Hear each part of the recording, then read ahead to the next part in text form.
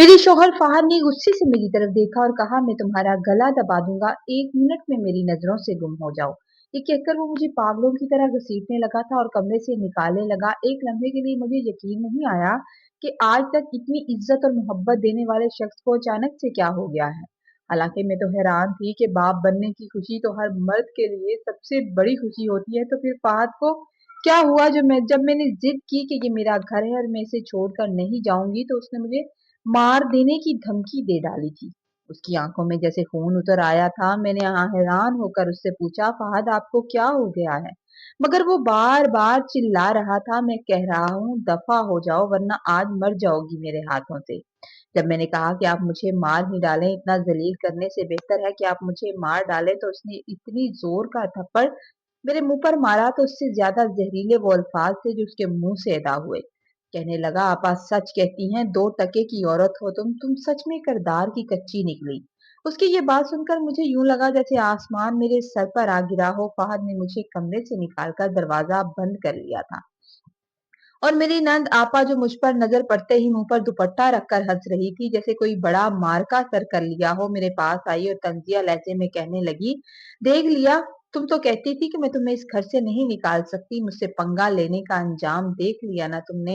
अरे तुम जैसी कई औरतें आती जाती रहती हैं, बहनों की अहमियत कम नहीं होती। मैंने आंसू भरी आंखों से अपनी नंद की तरफ देखा और कहा, अल्लाह करे आपा आपका कुछ ना रहे और आप भी यूं ही खाली दामन रहे। मेरी इस बात पर वो फीकी सी हंसी हंसी और कहने लगी, मैं तो हूं ही खाली दामन। मैं तो शुरू से ही खाली दामन हूँ, मेरे पास तो कुछ नहीं है, मैं तो खाली दामन ही रहूंगी। हाँ, तेरी माँ को भी मैं यूं ही रखूंगी। मैंने गुस्से से उसका बाजू पकड़ा और पूछा, अगर आपको मेरी माँ से क्या दुश्मनी है, आप बताती क्यों नहीं? आप मेरी माँ का बदला मुझसे क्यों ले रही हैं? आपा की आंखों में एक जुनून सा आ गया और कहने लगी, जिस तरह तुम आज जलील हुई हो ना, इसी तरह तुम्हारी माँ ने मुझे जलील किया था। मैंने भी हाथ जोड़े थे उसके आगे, मगर उस पर जरा असर नहीं हुआ था, और आज जो खाली दामन हूं ना, इसमें तुम्हारी माँ का बहुत बड़ा हाथ है। ये बात नफरत से कहकर वो चली गई थी और मैं वहीं बैठी रो रही थी कि फहद ने दरवाजा और खोला और खूंखार नजरों से मेरी देखा और कहने लगा, तुम अभी तक गई नहीं यहाँ से? मैंने तुमसे फारसी जुबान से नहीं कहा कि यहाँ से दफा हो जाओ? मैं कहता हूँ दफा हो जाओ वरना मैं सच में तुम्हें मार डालूंगा। उसकी आंखों में उतरा खून देखकर मैं परेशान हो गई थी। मुझे वजह तो पता चले, मगर उसी में आफियत जानी कि वहां से चुपचाप निकल आई। मैं अपनी माँ के घर आ गई। वहां से चंद गलियां दूर मेरी माँ का घर था। मैंने अम्मा से आकर पूछा, अम्मा आपने आपा के साथ क्या किया था जिसका वो बदला मुझसे लेती है और मेरी तकलीफ देखकर वो बहुत खुश होती है? अम्मा मेरी बात सुनकर खामोश हो गई और जैसे किसी पत्थर की सी हो गई, कोई जवाब नहीं दे रही थी। मैंने बार बार पूछा, मगर अम्मा ने कहा, तुम इस बात को छोड़ो, खुद ही फहद को एहसास हो जाएगा, वो तुम्हें ले जाएगा। मैं अपनी अम्मा अब्बा की इकलौती बेटी थी। सफिया आपा की ऐसी बातें सुनकर दिल को गुस्सा भी आता था और मैंने एक दिन उनसे पूछा भी था कि आपको मुझसे इतनी नफरत क्यों है? मैं आपकी दिल से इज्जत करती हूँ, आप मेरे शौहर की बहन है, ऐसा रिश्ता है मेरा आपसे। तो वो कहने लगी, मुझे तुम्हारी माँ से शदीद नफरत है, उसका बदला मैं तुमसे जरूर लूंगी।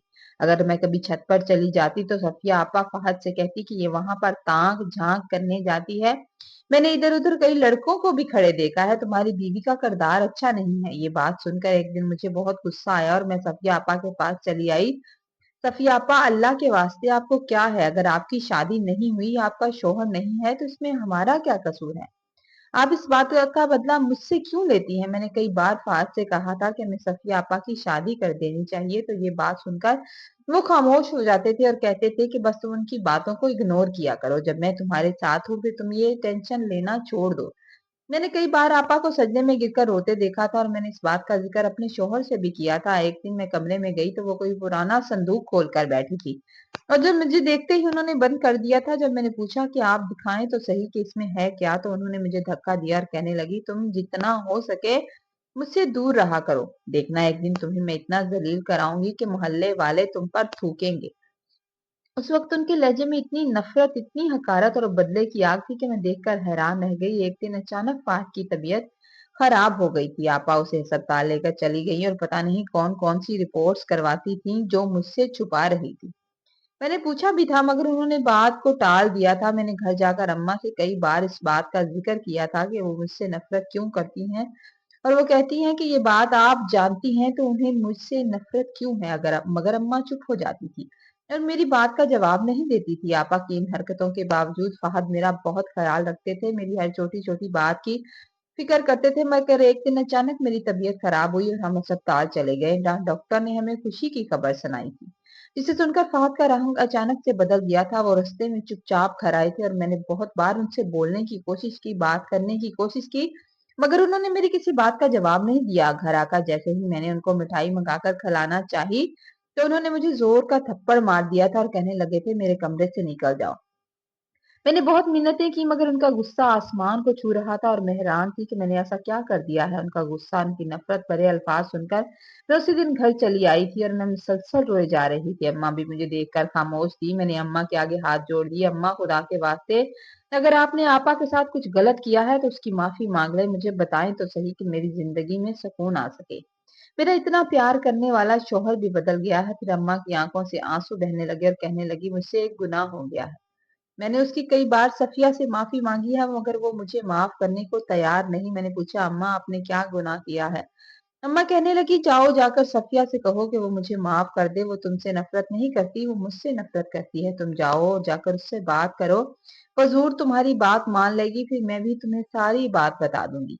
मैंने उसी वक्त चादर ली और घर की तरफ चल दी थी। मुझे पता था इस वक्त फहद ऑफिस में होंगे। घर पहुंचकर मैंने दरवाजा बजाया तो आपा ने दरवाजा खोला और कहने लगी, तुम फिर से आ गई। तो मैंने आगे बढ़कर आपा के पांव पकड़ लिए। एक लम्हे के लिए अजीब सी हैरत उनकी आंखों में नजर आई। मैं रोने लगी। मैंने कहा, आपा मुझे माफ कर दे, मैंने क्या किया है? मेरा क्या कसूर है? आप मेरी बड़ी हैं, आप मुझे माफ कर दें। जब तक आप मुझे और मेरी माँ को माफ नहीं करेंगी, मैं आपके पाँव नहीं छोड़ूंगी। मेरी आने वाले बच्चे का क्या कसूर है? आप उसकी फुप्पो है और फुफियां तो अपने भतीजी भतीजियों पर जान देती हैं। वो अपने पाँव छुड़वा रही थी, मगर मैं छोड़ने को तैयार नहीं थी। मैंने अपना सर भी आपा के पाँव पर रख दिया। एक लम्हे को आपा का जिस्म कांपने लगा था। फिर उन्होंने मुझे ऊपर उठाया और मेरे सामने चुपचाप बैठी थी। उनकी आंखों से आंसू की झड़ियां बह रही थी और अपने आप को तैयार कर रही थी कि मुझे कुछ बता सके। कहने लगी कि जब चचा की शादी हुई, चचा दुल्हन बन के हमारे घर आई थी जब मैं 15 साल की थी, क्योंकि चचा ने शादी देर से की थी और मैं उस वक्त 15 साल की और बहुत खूबसूरत थी। शुरू के कुछ ही दिन अच्छे से गुजरे, फिर अम्मा और चाची की लड़ाई होने लगी। मैं उस वक्त कच्ची उम्र की थी, इस वक्त इतनी अकल नहीं थी कि मैं देखती कि चाची अक्सर फोन पर मसरूफ रहती थी और शायद किसी से फोन पर बात भी करती थी। जब मैं पास आती तो कॉल काट देती थी। मैंने कई बार चाची से पूछा कि आप किससे बात करती हैं, तो कहने लगी, मैं अपने घर बात करती हूँ। फिर एक दिन चचा के ऑफिस जाने के बाद एक लड़का चाची के पास आया। वो काफी देर उनसे बात करता रहा। फिर कई बार ऐसा होने लगा, अम्मा अपने पोषण में होती थी, इसलिए अम्मा को नहीं पता था। हाँ, मैं चची के पास जाती रहती थी, इसलिए मुझे इस बात का पता था। चची की उम्र मुझसे थोड़ी सी ही बड़ी थी, इसलिए मेरी उनसे काफी बनती थी। वो काफी मॉडर्न थी, इसलिए मैं हर बात उनसे पूछा करती थी। अम्मा ने मेरी खालाजाद कजन से मेरी बात पक्की कर दी थी और मंगनी की डेट भी फिक्स हो गई थी। चची अक्सर मुझे अपने कमरे में बुला लेती थी और नए नए मशवरे देती थी, तो मुझे लगा वो मुझसे प्यार करती थी। मुझे ये नहीं जानती थी कि वो मुझे अपनी माँ के खिलाफ इस्तेमाल कर रही हैं। जिस दिन मेरी मंगनी थी, चची ने मुझे तैयार किया था और मैं चची के कमरे में ही बैठी थी कि उसी दिन मैं बहुत खुश थी। आसिफ एक अच्छा लड़का था और मुझे अपने माँ बाप के फैसले पर भरोसा था। वो बहुत अच्छी जॉब करता था और देखने में खूबसूरत था। चची से ये बर्दाश्त नहीं हो रहा था कि मेरी शादी अमीर घर में हो रही है। चची ने मुझसे कहा कि तुम कमरे में रहना, मैं खुद ही आकर तुम्हें ले जाऊंगी जब लड़के वाले आए। मुझे चची की कॉल आने लगी। मैं हैरान थी कि मुझे चची क्यों कॉल कर रही हैं। कॉल उठाई तो कहने लगी, अलमारी की साइड पर एक काला बैग पड़ा है, वो आसफ ने तुम्हारे लिए गिफ्ट भेजा है। वो उठाकर कमरे के पिछले दरवाजे से बाहर निकलो और अपने कमरे में ले जाकर रख दो ताकि कोई देख ना ले। मैं थोड़ी मसरूफ हूँ। मैंने चुपके से वो बैग उठाया और पिछले दरवाजे से निकली। ये देखकर खुश थी कि आसफ ने मेरे लिए कोई गिफ्ट भेजा है। जैसे ही मैं बैग लेकर पिछले दरवाजे से निकली, तो जो लड़का चची को मिलने आता था वो बिल्कुल सामने खड़ा था। मैं उसे देखकर डर गई थी कि ये यहाँ क्यों खड़ा है। सामने नजर पड़ी तो चचा भी खड़े थे और सारे कजन भी थे। मैं ये देखकर हैरान थी, वो सब देखकर हैरान थे कि मैं कुछ छुपा रही हूँ और पिछले दरवाजे से कहीं जा रही हूँ। मैंने देखा कि अब्बा मेरी तरफ आ रहे थे और चचा भी। वो लड़का दीवार से छलांग लगाकर चला गया था और मुझे नहीं समझ आ रहा था कि ये सब क्या है। अब्बा मेरे पास आए, उन्होंने जोरदार थप्पड़ मेरे मुंह पर लगा दिया। मैं परेशान थी कि ऐसा क्या हुआ है। मैंने अब्बा से कहा कि मैंने ऐसा क्या किया है, तो वो कहने लगे, मैं सोच भी नहीं सकता था तुम मेरी इज्जत ऐसे रोन कर चली जाओगी। मैं कहने लगी थी, अब्बा मैं नहीं जा रही, मैं क्यों जाऊंगी, आप गलत समझ रहे हैं। लेकिन मेरे अब्बा ने मेरा बाजू पकड़ लिया और कमरे में ले आए। वहाँ सब लोग जमा थे। मैंने बार-बार कहा कि ऐसा कुछ नहीं है, आप चची को बुलाएँ, चची से पूछे। चची को बुलाया गया तो उन्होंने का इज़हार कर दिया। मैंने कहा, आप ही ने कहा था कि इसमें आसिफ का गिफ्ट है, कमरे में रख दूँ। तो कहने लगी, कैसी बातें कर रही हो सफिया, अपना इल्ज़ाम मुझ पर लगा रही हो। मैं ऐसा क्यों बोलूँगी, मैं तो बाहर काम कर रही थी। कहानी का सेकंड पार्ट कल दिया जाएगा। अगला हिस्सा सुनने के लिए मेरे चैनल को सब्सक्राइब कीजिए। कल शाम 6